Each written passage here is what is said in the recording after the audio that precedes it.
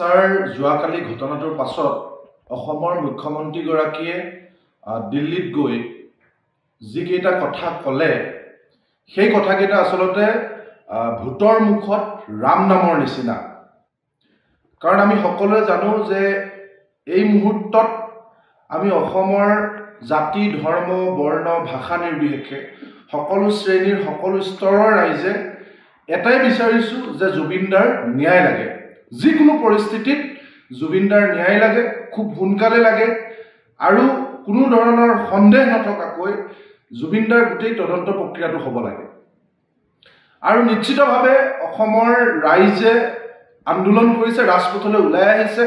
য'তেই দোষীৰ প্ৰতি চৰকাৰৰ সহনশীলতা যেন অনুভৱ কৰিছে তাতে অসমৰ ৰাইজে প্ৰতিবাদ কৰিছে, ৰাইজে প্ৰশ্ন কৰিছে, আৰু এইটো স্বাভাৱিক, এইটো কৰিবই।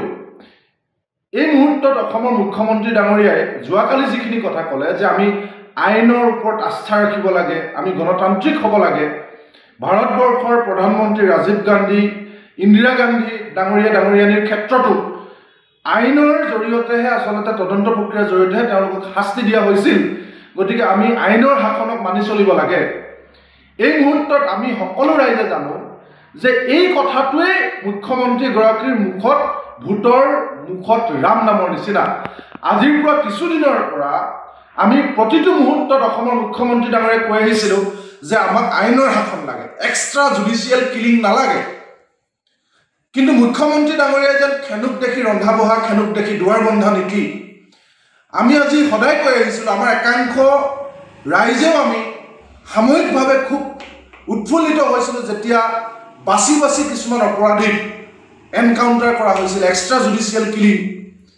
কেৱল দুখীয়া মানুহ হ'লে ধৰ্ম নহয়, কেৱল মুছলমান বুলি নহয়, আমি শিলাপুৰ ক্ষেত্ৰত দেখিলোঁ, নামনি অসমত দেখিলোঁ, বা অসমৰ বিভিন্ন প্ৰান্তত দেখিলোঁ। কেৱল দুখীয়া মানুহক বাছি বাছি বাছি বাছি কোনো আইন কানুন নোহোৱাকৈ কেৱল কাগজ পত্ৰ নোচোৱাকৈ দুখীয়া মানুহক উচ্ছেদ কৰা, আৰু কোনো আইন কানুন নোহোৱাকৈ কেৱল এনকাউণ্টাৰ কৰা, এটা অৰাজক পৰিস্থিতি সৃষ্টি কৰি দিলে। গতিকে এই মডেলটো যদি মুখ্যমন্ত্ৰীৰ অপ্ৰিয়, এই মডেলটো এনেধৰণে ৰাজপথতে ন্যায় বিচৰা, মুহূৰ্ততে ন্যায় বিচৰা, অতি সোনকালে আমাৰ প্ৰাণৰ শিল্পীগৰাকীৰ হত্যাকাৰীসকলক এই মুহূৰ্ততে তেওঁলোকক শাস্তি লাগে, আমাৰ সন্মুখত লাগে, ৰাজহুৱাকৈ লাগে। এই যে এক্সট্ৰা জুডিচিয়েল কিলিং, এইটো যদি বিচৰাটো ভুল, তেতিয়াহ'লে এই গোটেই প্ৰক্ৰিয়াটো অসমত কোনে আৰম্ভ কৰিলে?